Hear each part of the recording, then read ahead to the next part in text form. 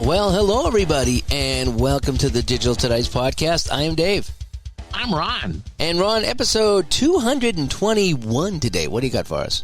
Well, if you're calling Senegal, that's how you do it. The country of Senegal. The country of Senegal. The country of Senegal. Isn't that an apple drink or something like that? That would be... Seneca? Senegal?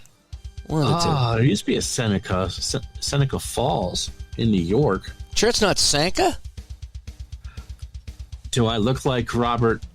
Do I look like Father Knows Best? You remember Sanka from back in the day? I do. Yep. There's still people that joke about that, and like nobody under the age of 40. No one under the age of 45 understands what that is. Oh, absolutely not. Absolutely not. There was what was it? Family Guy or American Dad? There was one of the real old lady characters in there. Yeah, I want some breakfast and give me a Sanka. There's one of the multitude of Facebook groups I belong to. One of them is old menus. Oh, wow. For restaurants. And sometimes some of them going back to 1750 something. And so besides your ox tongue and all that you can eat, but you go back to like the 20s and 30s and Sanka's on the menu. Coffee, tea, or Sanka. Right. Yeah. I think I had it once as a kid. It tasted like coffee, which is what it is. It's like, is that the instant stuff? Is that instant? I believe it's instant coffee. Yeah, Taster's Choice and all that stuff. Yeah, we had that back in the day as kids. And I remember my mother would make it for my stepfather, and it would just boil water, pour it in a cup, and then put in a couple of scoops of coffee. Now that was coffee. There was no brewing coffee. No. I'm sure that if when you go into a place like Dunkin' Donuts, or probably not Starbucks, but Dunkin' or any diner or something like that, and you see the brown pot for the regular coffee, Sanka's color was orange, and I think that's why the decaf is in the orange pot. It goes maybe back to Sanka. Huh. Crazy. Well, now you know, folks. Now you know. That's why I'm here. That's right. Anyways, ways to get a hold of us. digitaltodice.com is the website. 978-751-DICE is the text line. Send us a text. We may or may not read it on the show. digitaltodice@yahoo.com is the email. And facebook.com/groups/digitaltodice. And if you'd like to become a Patreon, we have a couple of new Patreons this week. Thank you so much, people. Thank you. It's patreon.com/digitaltodice. And just $2 a month to $5 a month helps us keep all the old podcasts up on the site and allows us to do all our interviews with our software here that we have in our streaming services. And we've had, boy, I tell you, Ron, we've had a couple of good interviews back to back. Couple solid ones, absolutely. Yeah, J. Thomas Hetrick was on talking about his new stat book. Always fun to talk baseball with him. And then in his new game, 80s baseball. Yeah, 80s baseball. So he's finally got that released and out into the wild. So I'm interested to see how people like that. And then last Saturday night, it was, the Twin Towers of Apple football, Jeff and Greg. Greg Barat. Yep. And we had a fantastic Apple football discussion with them. And that was probably one of our most viewed discussions we've had in quite some time. That one just hit the nail on the head. Maybe because I'm into Apple football right now and people watching me and people into it. And, Apple football is doing quite well. In fact, I listened to the Apple podcast that they had, and they were making comments. Boy, Apple football is doing quite well right now. It's just, maybe we have something to do with that. Maybe we don't, but you never know. But I know a handful of people said that they bought the game in some seasons after watching me play it here on the channel. And good. I mean, I like to show off different games, and and you can make your own decision if you want to buy it. That's what it is. So you gave it a pretty good review too. It really does kind of fit the way you play, which is the topic of the show today. Yeah, it does. Yeah, games that click is our topic of the show today, and we'll be talking about some games that just kind of clicked immediately, or maybe not immediately. Maybe we had to go back, and there's a couple games I can think of off the top of my head that I went back to a second time, and we got them to work, or at least I got them to work here, either on the table or on the PC. So we're going to be talking about games that click today. Let me see. Should we get into the weather? Do you have any snow up there? Our snow is gone. I mean, it's almost mid-April, so we had some snow here too, which is crazy. April snow. We're probably not done with it yet. I mean, you really can't plant stuff until Memorial Day up here. Since you and I did a show where it was just the two of us, we've had an earthquake. Yep, we've had an earthquake. We had an eclipse. Yep. We had the eclipse. That was wonderful, by the way. Here's the thing I'll always take from it. Now, I didn't realize this, and they didn't promote it. World News Tonight, actually, that night was from Burlington. Yeah, I saw a video. It might have even been down here. I don't know if it was YouTube, but down here in Boston. And they said, let's go to Burlington, Vermont. And you guys got quite dark. Yeah, we did. Well, we were in the path of totality. Yeah. And your Channel 5 is owned by the same people that own our Channel 5. It's a Hearst Argyle station. So they had some links up here as well. So the thing I'll take away is, first of all, just, how gray in, like, we get forest fires a couple days a year where the smoke will blow down from Canada. Yep. And it was kind of that kind of light as it got darker, just kind of a gray, dull light until we hit totality. Then all the lights came on. All the street lights came on. There was a bus parked because we were home. And so you can see the bus lights. And there were probably 30,000 people down on the waterfront. Yeah, it looked busy. Yep. So I live about a quarter mile from Lake Champlain. And so we had a big yelp when it started. And just when it was about to end, you could kind of couldn't see the lake, but there's enough there that you could know what's going on. And so I think there was a pretty good 2 or 3 seconds where you could see the sun break out over the water where the shadow ended. Because not everyone was in totality all at the same time, depending on where you were. You got to 91% where you were, by the way. And so you could see the glow off the water just before the sun popped out. Oh, nice.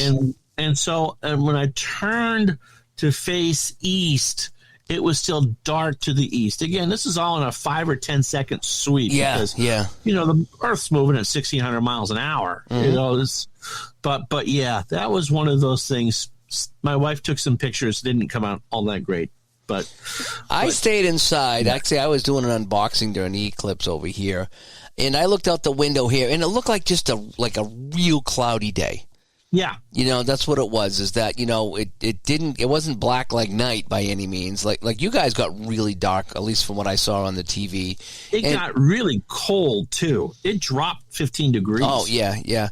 And so I just looked outside. I was like, boy, it looks like really dark. It just looked like it's really dark outside, as far as like a cloudy day, like a big black cloud come in over the sun, and then it was gone, and then it was fine, But yeah, they're interesting. It was some people posted their graphs from their solar panels in their house. You could see it drop and that, producing this amount of electricity. Oh, yeah. Three. Yeah. That was there. And the glasses too. I don't know what kind of plastic they're using for those. Now, we had a little bit of cloud cover, but it literally blocked everything out but the sun. Oh, nice. And so if you were just looking around with the glasses on, you were completely blind.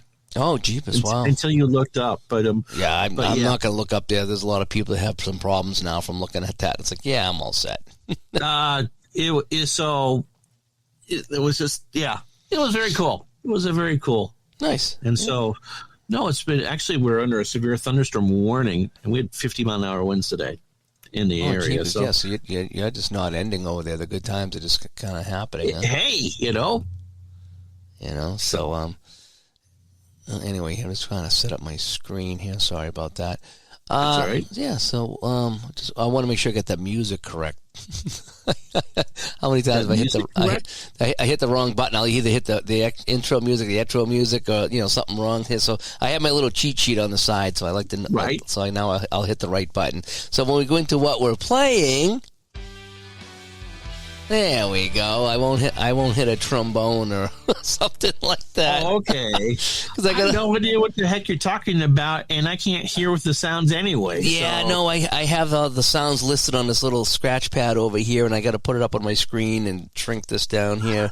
It's all behind the scenes stuff that's boring. But if I don't put it up, you'd think we haven't been doing this for 4 and a half, almost 5 years. Right. I know, but I still don't remember what button's what after all these years. After all that, you know. Hey, my socks don't match. When I think back, it's all one big blur. So, okay, all right, I'll get to what I'm playing, I guess. I've been playing. Nice of you to do the OJ tribute game before he died. Yeah. I was playing San Francisco and Cleveland in my 1978 replay, which I did finish every game of Week 1 in Apple football. Congratulations! Yeah, that's a long play game, and that's Week 1 in the books. And again, what I had to do is after I played a bunch of games, I decided to keep the stats in the stat keeper there from, the Tom Millen Pro Football Helper. And it took me 45 minutes or so to input all the games that I played because I wasn't doing the helper. And when I use the helper, it goes so much faster now. Yes. Really, it does. I mean, compared to what I was doing, and it keeps the stats and goes faster.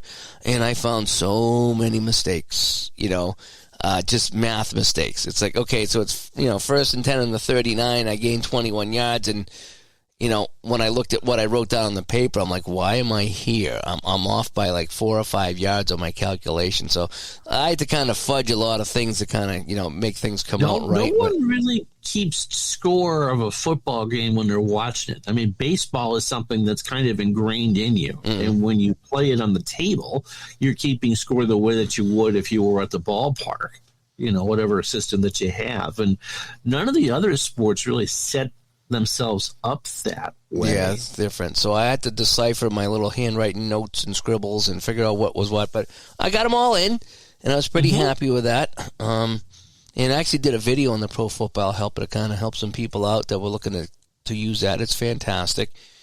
So I played a whole bunch of Apple football, and again, wrapped up Week 1. Like I said, before that, I was playing the Quick Decks football. From Grant over there at 49 Sports. That is super fun. They're two completely different games. Yes. The Quick Decks is a thinking man's game where you're thinking about every flip of the card and every roll of the dice, and that's what makes it fun, is that it's a challenge to solve that puzzle in that game. And so if you want a challenge, that's the way to do it. And it's like, you're constantly, going in the rule book, make sure I got this right, make sure I get that right. Because you see the play unfold. You say, okay, here's the play. And then you start rolling dice and flipping cards, and you flip the cards and it says, oh, they got pressure on the quarterback. So then you roll to see if they're going to, sack the quarterback or force him, or if he's going to avoid the pressure. So, and then, okay, he avoids the pressure. Now he's going to make the pass, and now this, and now that. And it's like one step at a time for the play. And you see it unfold one step at a time, and it's really fun. Because you're making that cake. You're baking the cake. Right. You're putting in all the ingredients, and then when you're done, your cake is done for that play. But you're taking something that takes 2 or 3 seconds in real life and just breaking it down step by, like watching a coach's film. Yeah. Well, you're checking for fumbles. You're checking for penalties. And so everything's like that. Whereas Apple, which I'm playing a lot of Apple football, is you roll the dice, you look at the card, you go to the chart, and it's done for you. Everything that happened on that play, whether it was pressure or a flag or a fumble or, a check down, it's your end result, it's all done for you. So there's not a lot of thinking going on with Appa as compared to Quick Deck. So they're two very different games, and I like them for very different reasons, Yes. But anyway, so I've been mostly playing those two football games, which are long play football games. I did pull out Hockey Blast today and played a quick game of Hockey Blast. It was 81-82 North Stars at the Blackhawks. Was that the season? Yep, and Blackhawks went up 1-0. Minnesota scored 4 in a row and hung on for the 4-3 win. Milosh made 2 spectacular saves at the end for Minnesota while Chicago was on the power play. to win that game 4-3. So Milosh come up huge at the end for the North Stars. You get shots on goal and blast? You can. You obviously your goals are shots and your saves are shots and your spectacular saves are shots. But Right. any lulls in the game, I don't know if you roll the dice or you just factor in so many shots per lull for each team. So you don't see every shot. Right. Much right. like shootout, you're stopping every so often to see what happens. So there's a lot of things that happen beyond what you're seeing in there. So, but you Right. can get shots and penalties in that game, after you're done. So, Nice. but those are the 3 games I think I've been playing the most that I can think of here. And boy, I tell you, since busy season like abruptly ended for me, it's been fun. It's been fun getting back to gaming again and playing games and watching other people play games. And yeah, I did get O.J. Simpson in there on the channel there the other day, and yeah, but again, I streamed the end of that. Who would have thought Green Bay, Detroit from 1978? Who would have thought? Was crazy. That was absolutely crazy. That game was such a phenomenal game. How that happened, I just the ending of that game where Detroit drives down and scores, and Green Bay converts 2 fourth downs and goes down and kicks the game-winning field goal. Then Detroit scoops up the squib kick and almost returned it for a touchdown. It was so exciting. I mean, that game is just, I don't know how it does it. But it does it. And from the very first time I actually played the game, I knew this was going to be a hit, And again, I did a review on it, and I still think it's Appa's best game. I just do. There's just something magical about cards and dice. And that's the other thing. And I think even going back to like the first show we ever did, when me and you first did this, one of the things I always said is it still amazes me that I can roll a dice or flip a card, right, and then look at a card or a chart and get a result, and then when I'm done doing all of that, it does feel like I was watching a game, and I don't know how it does. The computers I can see, but on the table, rolling dice, looking at charts, flipping cards, and then when you're done, have it feel like that you were watching a pro game play out. It still amazes me. I don't know how they do it. Because you're using the most powerful computer that you have, which is the one between your ears. This is true. You're the one that has to interpret it, whether the results are on the card, whether it's a characteristic in a play game, or you're looking at a chart in an APA game. You're the one that has to put the two and two together. Yeah, and I suppose there's a lot of theory of the mind there, too. That so, a ground ball to short, you can really kind of come up with something in your head, how he dove across, made the play, and, fired to get him out or something like that. So you can really kind of add a lot of your own drama and excitement into that. You can imagine that you're playing in a sandlot, or you can imagine that you're playing in wherever it is. I think that's the continued draw, I think, of these games is theater of the mind. But it's when I'm playing APA football and it's 4th and 17, and I forget the quarterback with Green Bay now. David Whitehurst, and he's looking for James Lofton on a 4th and 17 from midfield, and you roll a 33. Something good's going to happen. It might not be a touchdown, but you get a 24-yard completion, or you get a 3rd and 17 for Stabler, and you roll a 55. Right. The excitement there of him completing that pass, and again, did the receiver make a move? Was he double covered? Did he wrestle it away from the defender? All that is in your mind, and you can interpret that any way you want, and even the quick decks football. One of the first games I played the Tampa Bay Buccaneers, and they were playing, I don't know who they were playing. They were maybe Minnesota or something like that. 76 Buccaneers, by the way. And I went for a long pass, and whoever the quarterback was, I don't know if it was Huff at the time. I think it might have been. I think it was Spurrier. Spurrier, you're right. Spurrier was the quarterback. And in Grant's game, I flipped the card. He got pressure. He escaped the pressure, threw the long pass for, I think it was the coach's son, McKay. It was either McKay or Owens. And there was a 10% chance of him catching the pass at the end of it. And I flipped the card, and I still had to pass a batting away check, meaning that, the whoever I was playing, the Vikings or whoever, could have batted it away. And they didn't. They didn't get pressure. They didn't bat the ball away. I had a 10% chance of completing the pass, and I flipped the card, and it was complete at 10. Even at 10% chance, it was complete for a touchdown. It was just like it was a 50-yard bomb, that the expansion team got. Now that was their only score of the game, and that's what made that really kind of cool because it was just like holy. I think it was Minnesota I was playing, and it's like wow, the Buccaneers have just tied Minnesota, who has been to the Super Bowl how many times in the 70s, and here's this expansion team tying them at 7. But again, it was a fluky play. Everything went right on that play, but everything went right on that play. Yeah, right. Just like as you hear me say that 90 isn't 100, 10 isn't 0. And that told such a story. It really did. It was just like, wow, that was a great play. And then Minnesota came back and ended up crushing them. But the idea was, I can picture Tampa Bay in their white uniforms, all dirty in Minnesota, and the quarterback just throwing up a prayer, and this guy coming down with it for a touchdown. It was like, wow, that was amazing. That was amazing. It's just, so both of these games are just so fantastic, So I'm happy to add them to my football game repertoire because they are so good. That's basically what I've been playing. So what have you been playing?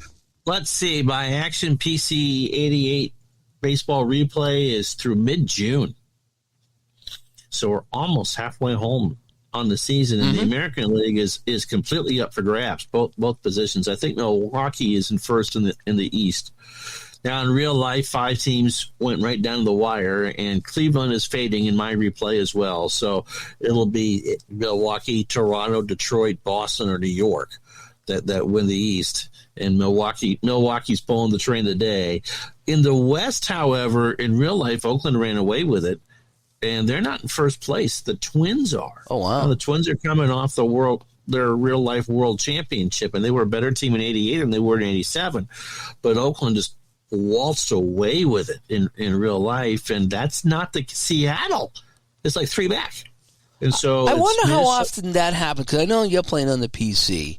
Right. And, again, sometimes people, they're like, on the PC, yada, yada, yada. But I wonder how many times that would happen in cards and dice, because what you just said that stuck out was Cleveland's fading away.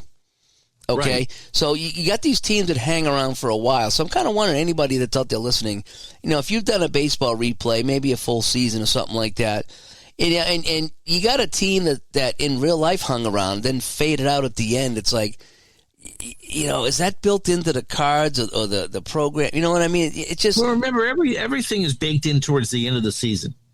But you know what I mean?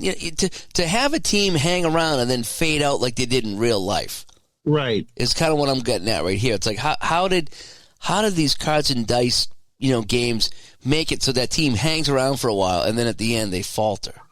Well, dice are fast action cards are random number generators. And, in Seattle's case, I don't understand why they're that good because they really aren't. But the random number gods have been quite good to them. And at some point, but again, when you trot out people with bad cards or bad numbers, if you're throwing pitchers with ERAs of 5 and 6, it's going to catch up with you at some point. Just a law of averages. It's kind of like a slot machine. You can go and, maybe put in $100 in the first 20 spins, you might double your money. But in the end, if you do 1,000 spins, you're only going to win back 95. The house is going to make 5%. It's just how it works.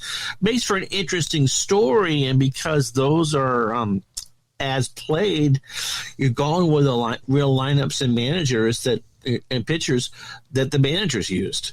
And so, hindsight being 2020, do you really go with that pitcher with a 6 ERA? Well, yeah, it's because that's who went with, and it just makes it fair.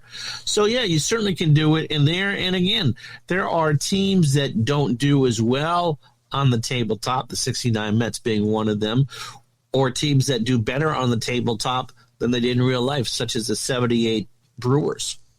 They always overperform because their starting pitching is so strong. But again, we look at one iteration and whatever it is, and that's just a real life one. We talked about this on the show the other on Saturday, the 78 Kansas City Chiefs, 4-12 or whatever it was, but they lost 6 games by less than 6 points. And so you can get strange things that can happen, and it isn't necessarily wrong. Right.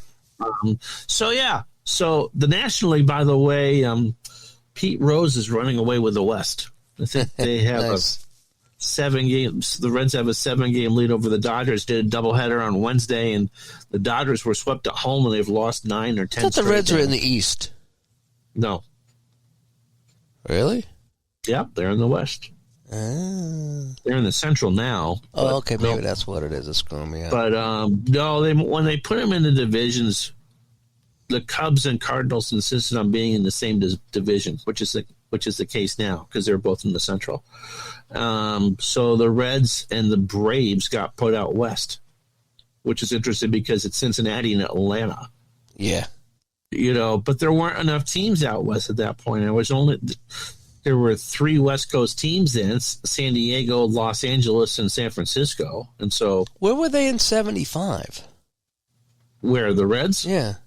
In the West, they've always been. Yeah, Really? until Why do I think that they were in the East with like the Mets and the Phillies and they've those guys? never been in the East. Yeah, maybe you're right. I don't know.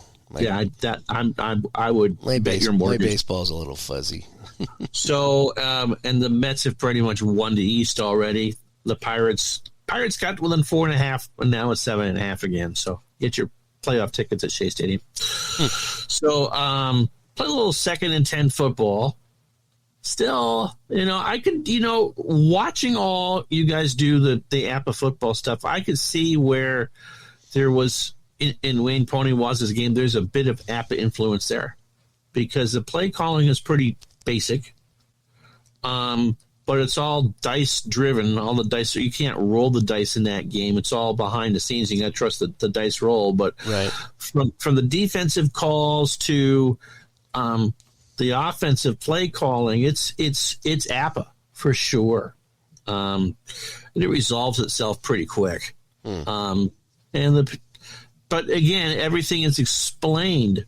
How did we get here, and how did we say that? Okay, you have a 60% chance of completing this medium pass to receiver B, but you rolled a 37 and it was incomplete. And we'll sit there and tell you the calculations that it made to get there. And so it is an open-ended game. And to me, that's always has kind of worked. I've realized, especially over the 5 years that we've done this, that I really just kind of gravitate towards the open-ended games. Show me how we got here. So I think you didn't you do a video one time breaking down the dice rolls of that game? yeah, I actually went through and showed the defensive tables and how it got to there. And again, with a computer, you can do so much more as far as granularity. And in football, you really need it. APA does a very good job in doing what it does, and a system that was essentially designed in 1957, which amazed me. I didn't realize it was that old. I didn't either. Yeah. So you basically are dealing with something that does with just 2 dice, and with a computer, you can do so much more. I think there are, it's one virtual 100-sided die to determine the result, and then there's 3 10-siders that determine the rest of the play, and then there's stuff behind the scenes. I mean, it is a computer game, but it does tell you how it how the play was resolved. And again, it just, for me, that just works really well. But I could definitely see after playing that the other night that, yep, he played some APA football. Now, there's not the charts for the different parts of the field like there are in APA, but then again, you can do a lot more with 100 chances than 36. Mm-hmm. Yep. So did some of that. Been trying to teach myself how to play bridge. Nice. Did the weekly online tournament this week after some good stuff offline, and did worse. Yeah, did worse. It's I'm not going to get into it, but it's kind of like golf in a way. You can, I guess that you can do well in a specific hand, but if everyone else in the tournament did well in the specific hand, you're not gaining it. You're not gaining any ground. Yeah. So it's like, oh, good, I birdied the 13th this week at Augusta. Well, everyone else did, yeah. Gardner eagled it, so you sucked, so you lost ground. I did this great thing, and you lose. So that's been fun. And so that's pretty much. Also finished up a Select Liquor game in Strat basketball, because we're talking about games that click. And it's one of those things that, you talked earlier about theater of the mind. As the Celtics are trying to, it's game 3 of that series, and I think they now lead at 2-1, a best of 7. And the Celtics are doing their best to hang on, and the Lakers make their run, and they take the lead, and Larry Bird took over. You are not winning here. So we'll talk about that more in a moment about when we get to games that click. But I have the Strat basketball PC game, and I do enjoy it. And I also have a couple of I bought the Strat basketball game a long time ago, and I got a couple of seasons. In fact, somebody sent me a good 80 season for that. And I've played it a handful of times, and I like it. I really just don't know enough about basketball and double covering and who's open and why. That's my problem. I don't know enough about basketball. But the Strat basketball game, I have it. Cards and dice, NPC, I do enjoy it. I do enjoy the cards and dice very, very much. I just need to get a system going where I don't have to worry about who's open and who's not. That, if you just did basic, you wouldn't have to worry about double teaming and all that. Yeah, but I think still it still asks if the guy's open or not, and so that's where it's more of a head-to-head game. It's the open stuff comes off the cards. Yeah, but it doesn't. Yeah, but I mean, if it says the shot is good if he's open. But the card will tell you whether he has an open shot or not, because it could be on the pass. It has nothing to do with the defense. Oh, okay. Yeah, maybe I'll go back and check that out. A lot of it comes in off the pass. And, obviously when you have a Magic Johnson as your point guard, you're going to get a lot more open shots than if I was your point guard. Maybe I'll have to go back and check that out, because I did play that many years ago, and I thoroughly enjoyed it. And I keep saying I'm going to pull it out and play it again. We'll talk about it in full in a couple minutes. That one works out well. I do like that. And I know you enjoy the PC version, so it does work out well. But all right, yeah. So should we get to our topic of the day? Yes.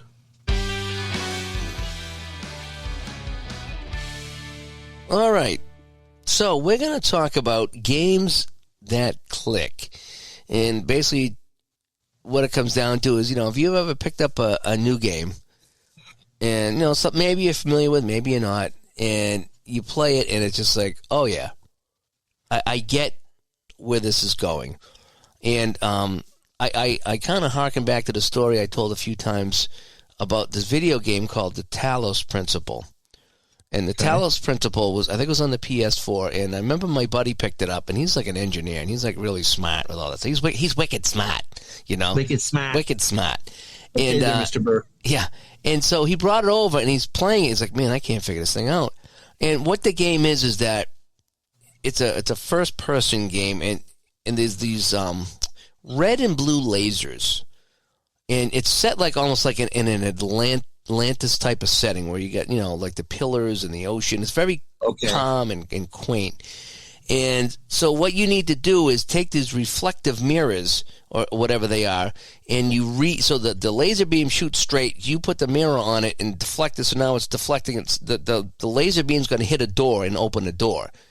And then you go into the door, get what you got to get, and escape the maze. It's kind of how this works, as I'm poorly describing it.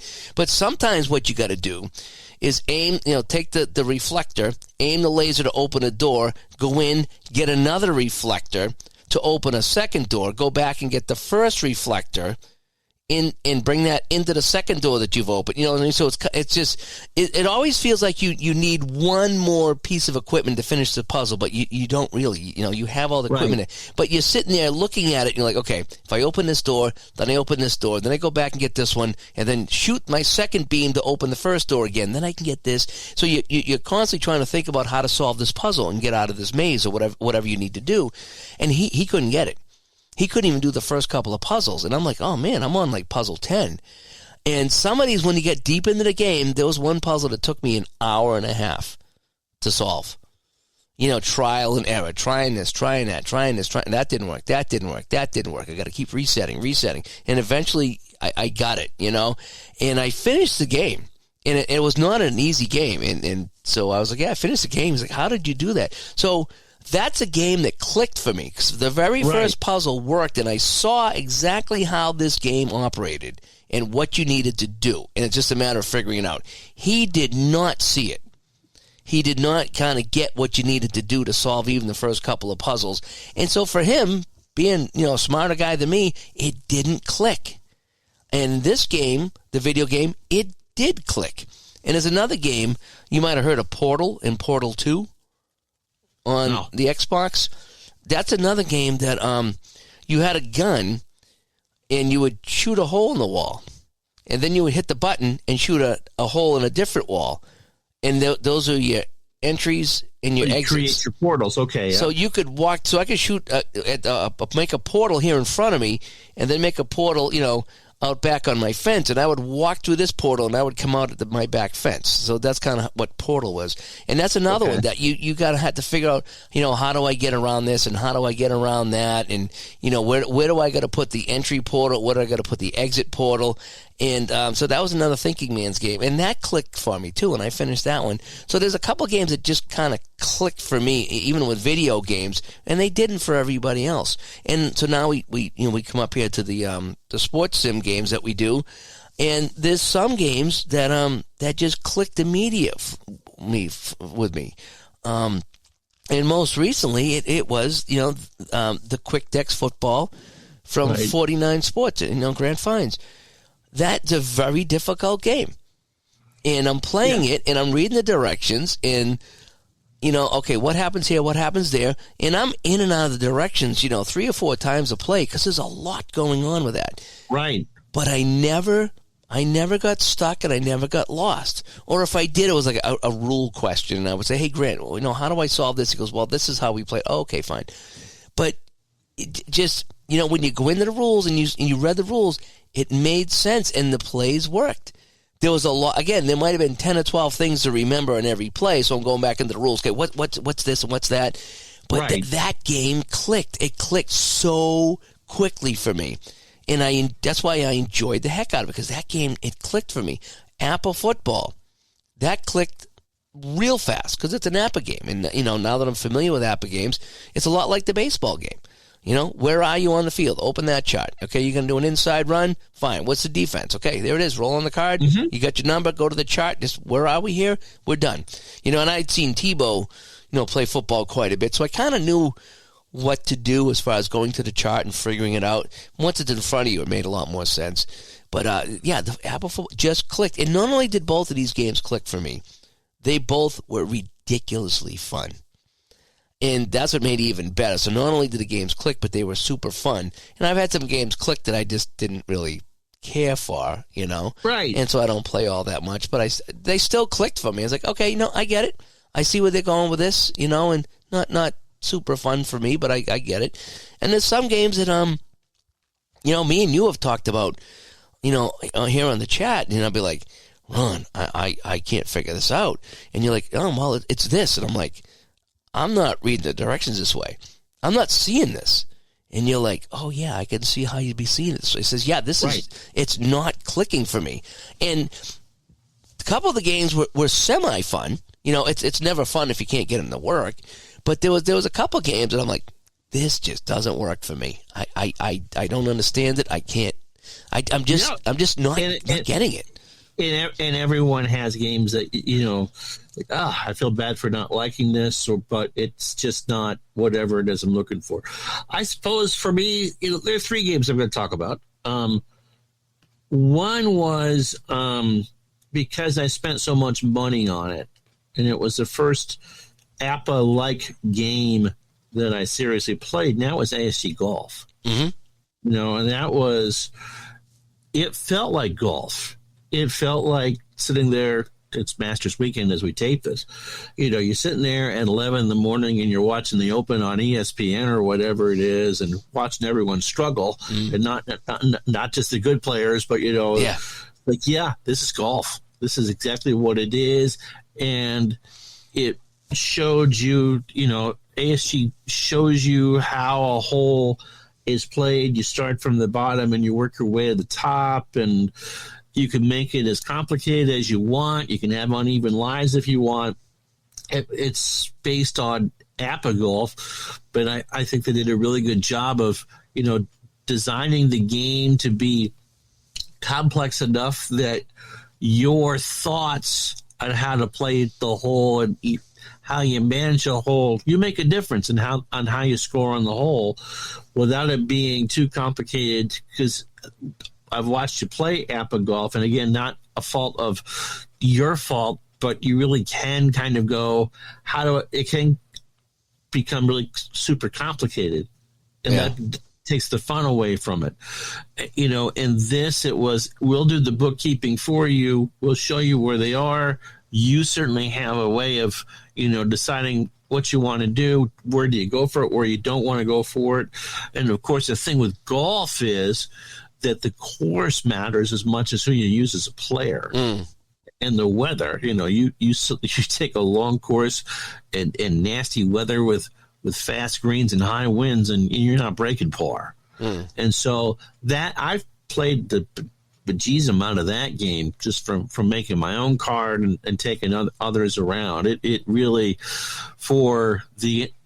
I got it when it first came out, and the intro price of that was $198. You got 450 cards with it, so you could play anyone you ever dreamed of. But yeah, that game, you want that stuff to click, and it did. It really, really did. I'm wondering if I go back to APA Golf, if that will click the second time around, because I got it and I enjoyed it, and I watched a ton of videos on how to do things, but there was so much going on, even at the basic level. It was, approaching the pin from different sides, and I think I get it, but then I don't. But what I did play, I did enjoy. I mean, I almost had a hole in one where I got it right on the dot, and then you roll the two dice to see, how many, feet, you're going to bring it in. And if you roll double sixes, of course, that's APA. That's the hole in one. And, but there was a lot to it. And I think I got frustrated because, man, they was just trying to figure this out. So there's just so many endless options, even the basic, what club do you use? And again, once you make that first mistake in a game, even if you're playing the game correctly, it's golf. You're gonna make mistakes, and you got to learn how to use that slow burn fuse when you make that, because once you make the first one, the second one's coming. The then funnest third. part of APA Golf I found from the limited time I played it was just the guessing game. I guess you would look at the card, and, if you had a 15 here, that meant he hits left, and if you had a 16 here, that meant he hits right, or vice versa. But there was some way of telling, where he likes to go, where he tends to hit, left or right. Right. And so what was fun about that, it's like, okay, so I'm probably going to hit it 10 or 15 yards left. I'm going to aim 10 or 15 yards right. And you roll the dice, and you were correct. He's hitting it to the left, but you're aiming to the right. So when it's all said and done, you're 5 or 10 yards from the center of the fairway, and that's what made it fun. It's like, oh man, look at that! Look at that beauty of a shot. That's what makes the game fun. But if you guess wrong, and you're like, well, I'm going 10 right. Well, he's hitting it 20 more. Now you're 30 off, and now you're in the trees somewhere, and then that's when APA gets complicated. It's like, okay, so what happens when I go into the trees? You know what I mean? What is the deal? Where does it land? How do I get out of the trees? And, and so there's a lot going on after your tee shot in that game to try to correct anything that happened. Right. So once you make that it didn't fully click with me because there was just so much happening. But I want to go back and play it again now that I'm kind of in an APA mode and the whole thing. I want to go back and see if I can make it work the second time, or see if I can get it to click. It didn't quite click. It kind of clicked, but it wasn't the kind of click that I could sit and play the game and enjoy the heck out of it.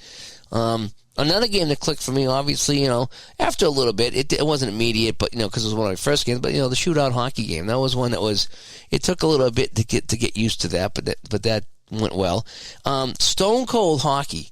We played that here that first night, and we laugh about how bad that first period was, and boy, this is probably one of the worst games we've ever seen. And then by the end of the game, it was like, this is probably one of the best games I've ever seen. Yeah. You know what I mean? That's just kind of how that game was. I guess it all depends on how you're rolling dice, but we get done that first couple of games. I think we played 3 or 4 that night online. We did, yeah. And boy, that game clicked immediately for both of us. Yes. I mean, that just how that's all laid out. There was maybe a couple of timing questions, or maybe there was a couple of things that I think he fixed in the rule book as far as like clarifying or rewording some things. Gary also did the flow chart. That was genius. It really was. That was huge, Yeah. because it just kind of, is it this? Yes, then that. If Yeah. it's not, then Yep. go to. I think the one thing that he fixed on the flow chart was, because you're rolling 20-sided die, so you roll a couple of die or one die to see what happens, and then I was just like, well, do you roll again, or do you keep that die on the table? Because if you keep that die on the table, then this team can never win the roll, And then he was like, oh, no, you re-roll both and then compare them. It's like, it didn't say that. It said roll a 20-sided die, and then it was just like, okay, on the next thing we're checking, check the 20-sided die for this. And it's like, do I re-roll or not? Because there's a lot of games that you don't re-roll. You leave the dice on the table, and that's what you look at. The play games do a lot of that. That's your dice roll, and you're done. There's some downy games that you roll the dice once, don't touch it. That's what you're looking at. And so I didn't know if that was the case or not, but once he clarified, it's like, nope. And so I think he fixed the spreadsheet or the flow chart to say, okay, roll D20, now roll 2 D20. So now you're rolling 2 fresh dice. Right. And so there's a few things he clarified with that, but for the most part, that game clicked immediately. Yep. And it was super fun, and there was nothing overly difficult about that game. The storytelling aspect of it, and it just, it felt like hockey. Yeah, it did. That's the thing, is when you do something that's not a full play game, it needs to feel like what it is that you're trying to simulate. Yeah. And so, yeah, absolutely. I suppose I would be remiss if I didn't talk about action PC baseball.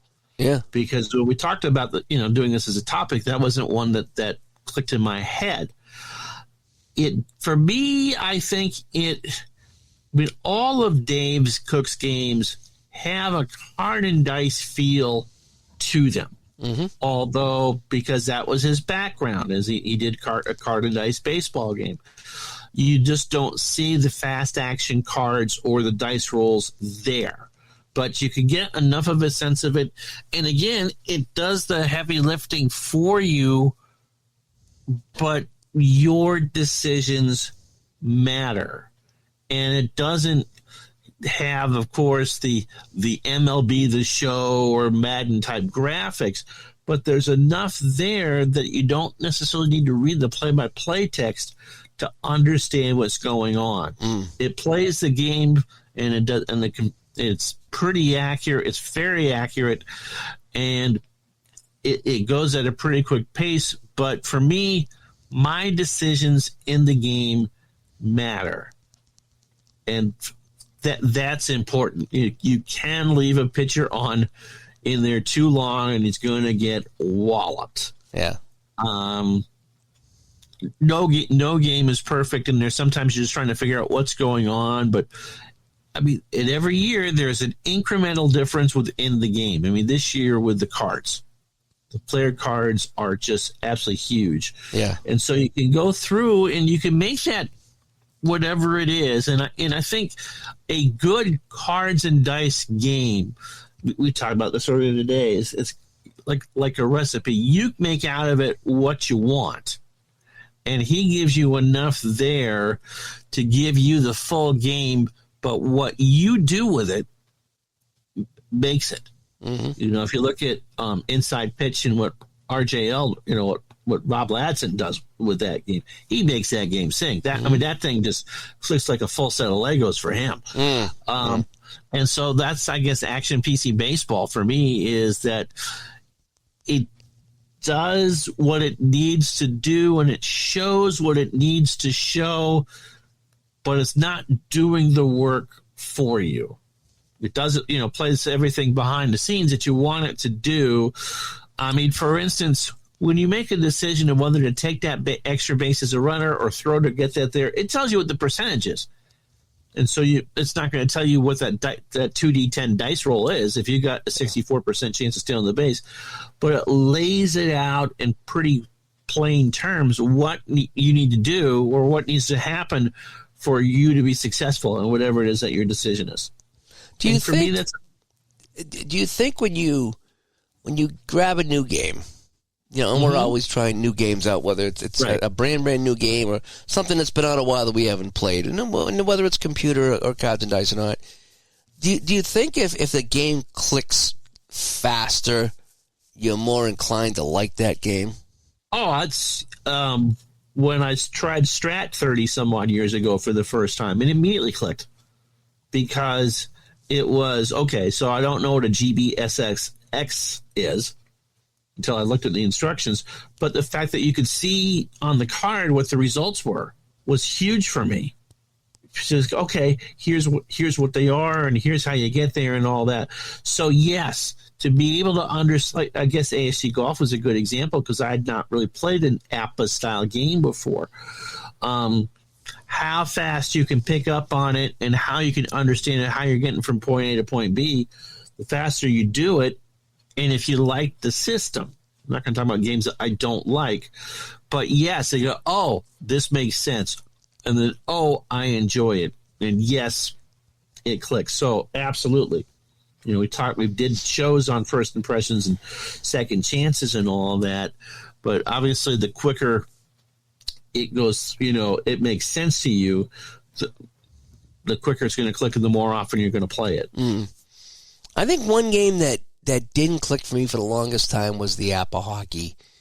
And I got it to move the very first time I played it, you know, when someone sent me the game, and I was like, okay, I got it to move. I got the shot block, and it was like, you know, it was going slow. I got it to go, but it wasn't clicking. But I was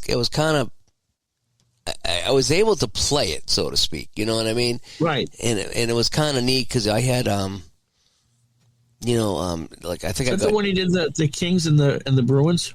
Yeah, I think it was King. No, I think I did the Blues and the Penguins first. So I had like Brett Hull and Mario Lemieux out there, and Barrasso, and I don't know if Curtis Joseph was the goalie at the time, but it was a bunch of players that I knew, and it was moving along quite slowly, but it wasn't clicking.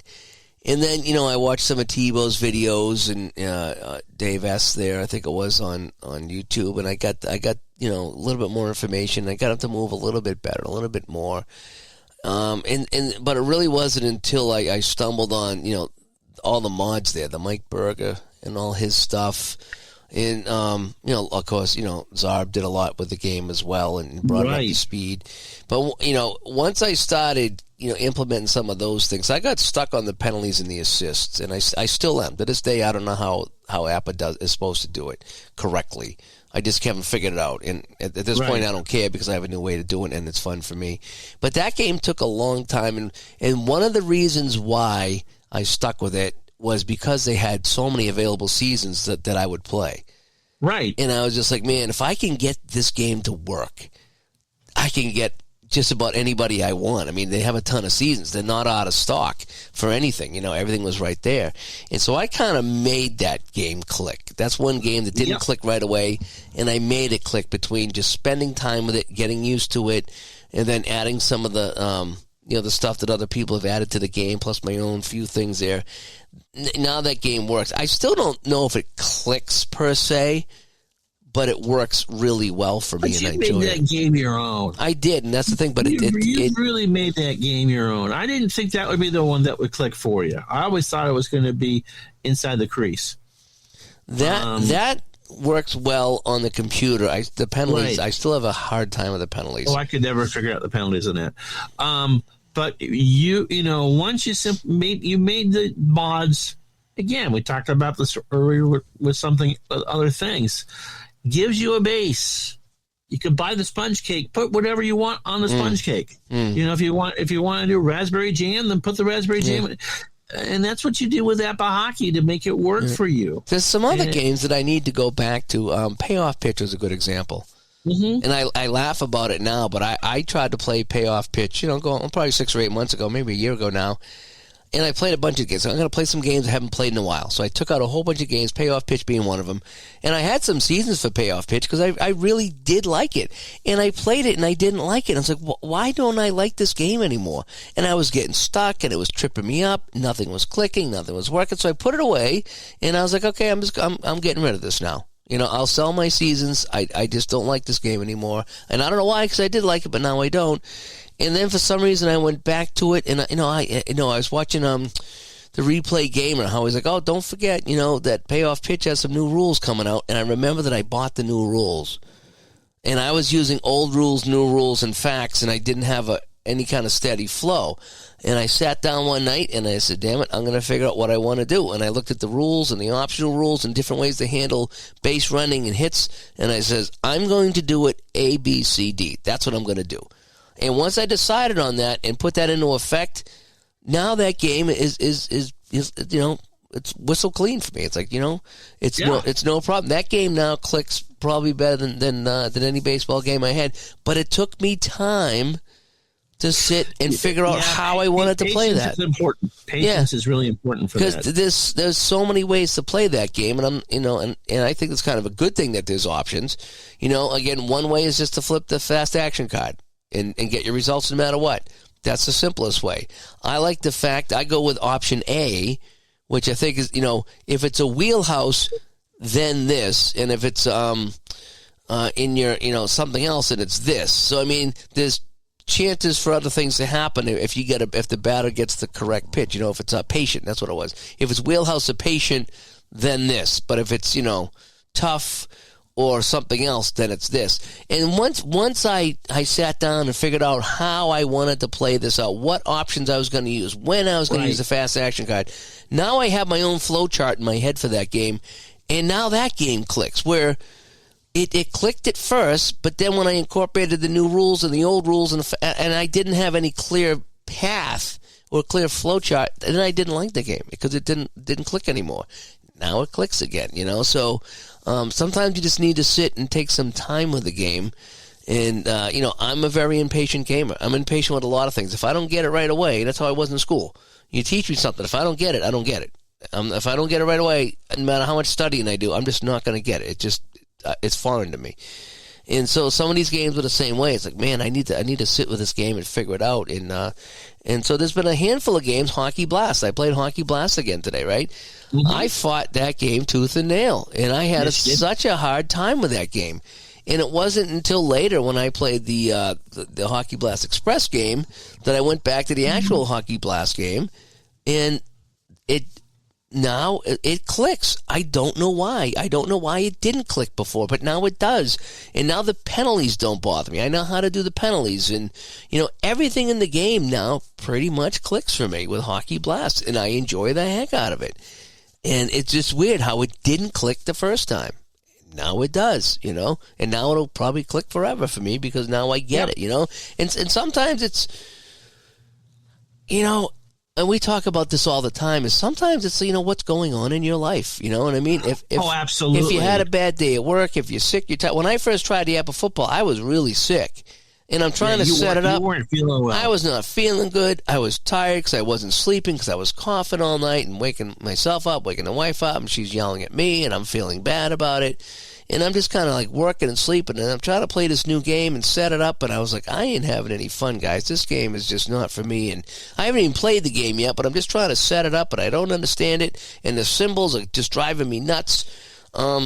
And so my first experience with that was terrible. But, once I felt a little bit better and I got some sleep and I tried it again, it's like, okay, now it's making more sense and more sense. And then I played the game. It's like, oh, my gosh, yeah, this clicks. So I just kind of had to get over that first hurdle. But again, I wasn't feeling all that well.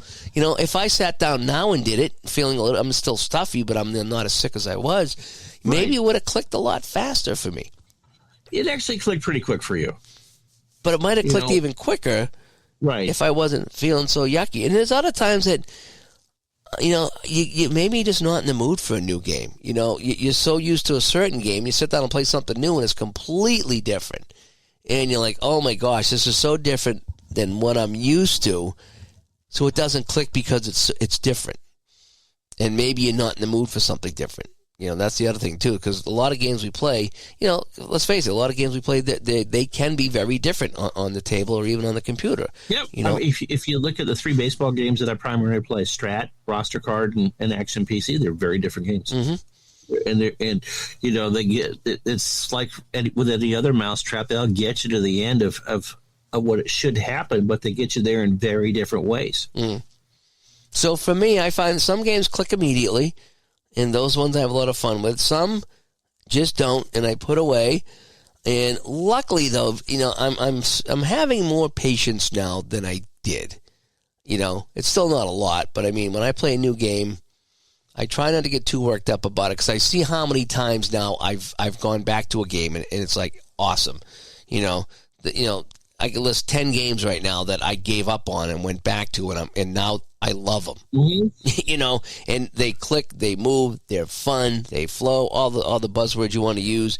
And there's some games I just gave up on, and I'm glad I went back to them and made them work, and there's a few others I probably should actually dig out and go back to again to see if they work at all, because, the more games you play, the more engines and systems you get exposed to. You know what I mean? I mean, you got Strat and Napa, but then you add in all these other games. The season ticket, the payoff pitch, the inside pitch. I can get on the list. They all do things a little bit different. The replay baseball. Yes. And so once you get exposed to all different ones, when a new game comes along, now you might be like, oh, this is not so foreign to me because I've seen a little bit of this in this game and a little bit of that in this game. And that's kind of how Grant's Quick Deck's football game was I saw a little bit of this, and so I've been exposed to a little bit of everything in his game, and then I only had to learn his quirks in his game. But I was like, okay, I get it because I've seen it before, and and so that's a big deal too. Is playing a whole bunch of different games. Once in a while, you come across a brand new game, but it's like, oh, I get it because I've played this before. I see where he's coming from. So let me talk about the last game I'm going to talk about. Is a sport I don't really watch. I watched some growing up. I'm much more of a fan of college basketball as a kid than I ever was of the NBA, except for the Celtics. I always liked to see the Celtics because they were good, and it was our redemption for whatever crap the Red Sox were going to do over the course of the year. Yeah, we used to get all excited over the Celtics. It was the only team that won a championship out here. That's right. So I had bought Strat basketball when I was in college, and I might have played a half. I liked the game. I didn't like it, or it was hard to figure out, but just space and cards and dice and putting dice in your mouth, and it wasn't anything that was going to do anything serious. But I enjoyed it. So flash forward 30 some odd years, and I bought the game for the computer. I played Action PC basketball, and Above the Rim is probably the best free game ever made. It's based on Status Pro. It's a spreadsheet game.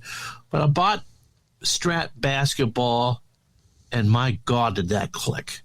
Because it's a case of it's the joys of cards and dice, and you had the flow of it. It explained itself well because you're playing with the Celtics, first with a Celtic team that you knew relatively well, so you could hear Johnny Most in the back of your head do it. It also kind of tells you how you should play those players. And so, yes, it is basketball. For me, you're the one, although you're not rolling the dice and it's all done behind the scenes and it shows you the result, it plays the way that I want basketball to play. And even when I take two modern teams in the 3-point contest that today's basketball is, I still enjoy it because I can see what's on those cards, read the results, understand it, and again, the game plays out between my ears. And so I don't have to worry about what the ads are on the court or what the music they're playing or any of the other thing or the commercials, and just play. And when I get, my brain starts to fry from playing too long, put the game away. Automatically saves where you leave it. And my goodness, does that game, I own more basketball seasons for Strat than I would have ever imagined. I think I'm more basketball seasons than I do baseball seasons for that. And it just, it's kind of like APA football for you. I really can't explain it outside of it works. Yeah. Whatever it is, it works. Mm-hmm. And boy, today I was doing the end of a Lakers Celtics game I started about a month ago. And Boston's trying to hold on to a lead late in the game and the Lakers pull ahead by 3. And the Celtics go, no. Bird, good. Bird to the line. Swish, swish, swish. Yeah, it was 40. And Worthy ended up falling out, and Jamal Wilkes ended up fouling out. And I don't care what you say. I think Michael Cooper does belong in the Basketball Hall of Fame. You could be a role player and win 18,000 championships, and that was Michael Cooper. But it's just, again, kind of like people talked about on the Discord and the Facebook group. You hold that card in your hand, and that person comes alive from you. Yeah. And so was the way that Strat lays it out, because it's not the pure 50-50 system that the baseball game is, or even the football game kind of is. You get the results off of the shooter's card, you get the result off the team defense card, or the individual defender's card. And for me, it works. I understand it doesn't work for everybody, but for me, the whole package works. That's the beauty of this hobby. Right. There's so many games to choose from, and what works for you might not work for me, but Absolutely. might work for this guy. But that's the beauty of it, because we all have games that we play for different reasons, and still don't know why anybody gets upset at why someone plays a certain game, because I could certainly see why you think that APA football is APA's best game, just because it was innovative at the time, and the fact that you look at different parts of the field and there are different results. I get it. It's a game I'm never going to play, but I get why you feel that way. I don't know if this is the honeymoon phase or not, but I probably have. Again, I've been playing the crap out of this the last few weeks. I probably have 60 or 70 hours into it. From the time I got it and practicing and this and that, plus playing all the week one. I'm up all night playing these games sometimes. But I could see why that clicked for you. And I might have more hours into APA football than I do into APA hockey. And I've had APA hockey for years and played the crap out of it. I'm going to say that I think basketball is Strat's best game. Yeah, you said that, yeah. I like all four. There's not a Strat game that I don't like, but I honestly think that the flow of that basketball game, and again, on the computer, you are forced to play super advanced, but it does the bookkeeping and the math for you. For me, it is their best game, and I guess Hal was a huge Knicks fan. And so, I think that was the one he probably had the most fun designing outside the baseball one. Don't ask me why, because again, I don't think there's a clunker in the bunch in the Strat product line, but that one works pretty good. Yeah, it works for me. Yeah, I'm going to wrap up with one more game here, and it's a game that I discovered a couple years ago, maybe 3 years ago now. And when I read the instructions on the internet, I already knew how to play this game. And that's perfect. It's regular season basketball. Yep, I like that game a lot too. I found that game, and I was looking for a basketball game, maybe 3 or 4 years now, and I got it, and I read the sample play and the instructions. Like, I get it. I can play this game. And so I downloaded the free teams and the instructions, and I played it. I was like, yep. Immediately clicked. Make more seasons, Marco. Make more seasons. Yeah, even the basic game's easy enough. You just roll 2 dice and get it, and I think that's brilliant. I like that. And then I've done the full Monty of that, and it feels like you're watching a game on television. Yeah, it's while you're watching it unfold. So you get 9 points, and then you allocate those 9 points, and you kind of keep a running tally. So while you're keeping score, you're keeping a running tally at the same time, and that drama's kind of building. I think it's 4 rolls a quarter. So rolling out. Yeah, it's broken down to 3 minutes. 3 minutes at a time. You're seeing this game kind of pan out. And it's super, super fun. And that game, and it's realistic enough that a terrible team can beat a great team if the dice rolls go the right way. Oh yeah, yep. I've had that, and that game worked right. I didn't even, I was playing that in my head while I was reading the instructions. I was like, oh man, I love that. Now this game clicked before I even started playing it, and I want to give a shout out to Chris White in the VSU sports games. I did a couple videos. That basketball game was fantastic. I got the bowling game. I don't know anything about bowling. That was fun. You just roll 10 times to get your total. I mean, it wasn't like bowling. It was more of a final score type of game, but it was still fun rolling all those dice. And then I had the hockey and the basketball game I did. I think I liked the basketball game better. I liked what I saw with the basketball game. You basically, it tells you how many dice to roll and then what you're going to add or subtract from the other team's defense, and you do that for both teams. And I broke down the dice roll. I think, there was one I had to roll like 27 dice. So I broke it down in a quarter. I like how you did that. Yeah, so I basically broke it down in a quarter where it was like 6, 6, 7, and 7 or something like that. And it was fun to see, roll out quarter by quarter. And then I think the underdog team, I was rolling 6 dice. I think I rolled 3 5s and 3 6s or something like that. But somehow they get up to 40 points in the fourth quarter and come back to win it. And that was really exciting there. So that's another game. And it's a quick play game, but that just clicked too. It's like how many dice? Yeah, how many dice am I going to roll? And then I add the defense, and you're done. And it was a fun dice rolling game. It really was. And what was the other one I played? I played a bowling game. You did the hockey. I did the hockey. You've done the football too, haven't you? Oh yeah, that's the other one. Yeah, he had a quick play football game where you roll the dice and then in the whole bit and check it out. So his football game was really fun too. So he's got some really fun quick play games. Yep. But again, they all kind of clicked too. I didn't have to, struggle at all with them. They were kind of fun. So yeah, so games that click. So we want to know, people, real quick, what do you think of the Coyotes moving to Salt Lake City? That's the big rumor, huh? Although I thought I just read that Arizona shored up a rink out there. No. They're trying to get some land to build a new rink. And so what I read this morning is that the NHL will buy the team back for $1 billion. So the ownership will get $1 billion.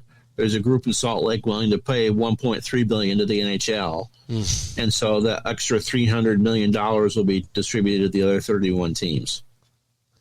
And they have a rink, the Delta Center. It's the Utah the ownership of the Jazz will buy it. How soon do you think that might happen?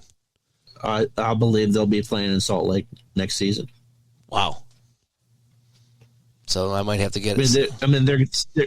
They're doomed to be playing in that college arena for the next 3 years. Yeah, that's not. You can't be doing that in a 5,000 seat arena. No, an NHL team cannot be playing in a minor league arena. And so Phoenix will get consideration if and when the NHL expands again. But they'd have to contend with Atlanta and Houston and all those. Houston certainly deserves a team. Anyway, just find your thoughts on that. Yeah, I would like to see them get out of Arizona. I don't think it's working out there. I know they tried a couple times, whatever it is. It's they're playing in a college arena now, and with 5,000 seats or whatever. Come on, this is the NHL. This is right. You're not the Oakland A's. Yeah, no, this is dumb. So anyway, So let us know games that clicked for you. Did you try one that clicked? Did it take a couple of tries for it to click?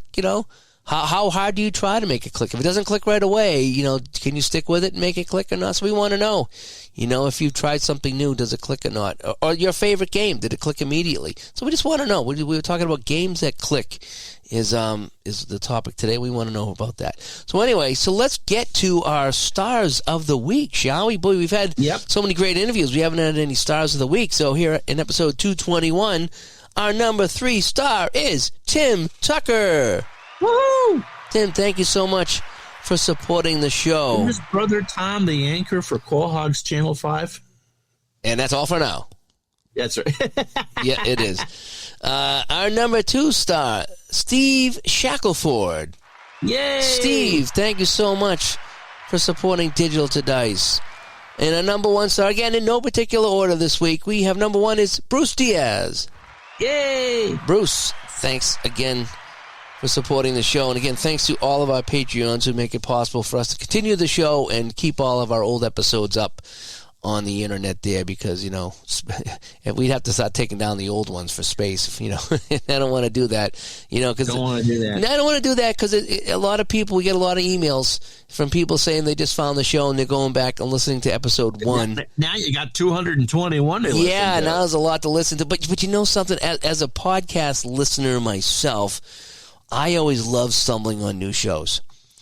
And, no matter if they had 10 episodes, or 100 episodes, it's like, oh, man, I like the show. I like what they talk about. I like the topic. And I would go back, and I would listen to all their old episodes, too. And it was fun watching the progression of the podcast, how it grows and how it changed and this and that. Right. And, but as long as they were talking about stuff I was interested in, I could go back and listen to them all, too. So I'm kind of glad that we can do that for people in the whole bit. So anyway, so thanks to our 3 stars of the week. Thanks for our Patreon members. And, boy, we got a busy spring coming up here, Ron. I know we had 2 guests on in a row. We don't usually go back-to-back with guests, but we did this time because we're trying to catch up.